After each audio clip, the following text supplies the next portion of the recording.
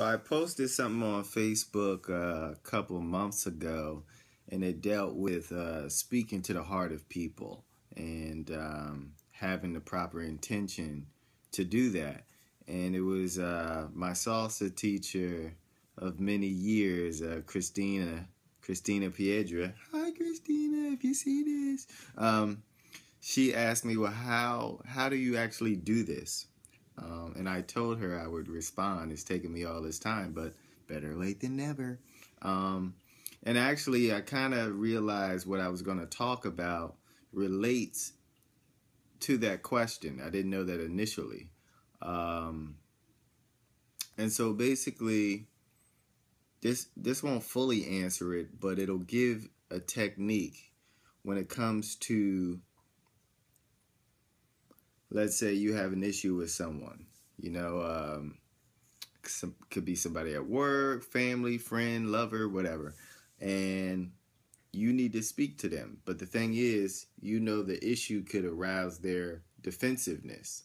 So you're trying to speak to them in a way that they won't actually put their shield up, because really you want to have a productive conversation with this person. You want to bring more harmony to the relationship, which is not always easy to do, especially when you're feeling emotional. You could be feeling angry and, things can explode. And then sometimes you don't say anything, so you become passive aggressive, you hold it in, but then if something else happens later on, now it's that much worse. And so something I do sometime, and I learned this from, I either learned this from Francis, I believe, or Gail, maybe both. Some of my mentors, spiritual mentors I've had over the years, I've had quite a few. I've been blessed in that way. But something that I learned years ago is that something I do is I will have a conversation with that person by myself before I actually initiate the conversation in life, like before I actually call them.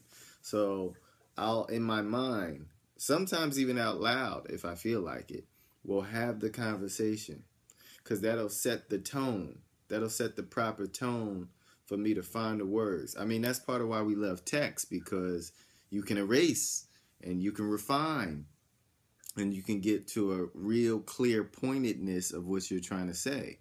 So sometimes you have to orally say it, speak it, just like somebody like a comedian who comes up with material and makes it, really good. Not that you're going to do that much level of, structuring, because that's not important. But the point still stands that I think sometimes you have to have a conversation in your head first, or out loud with yourself first, so that you could find that energy place, that serenity.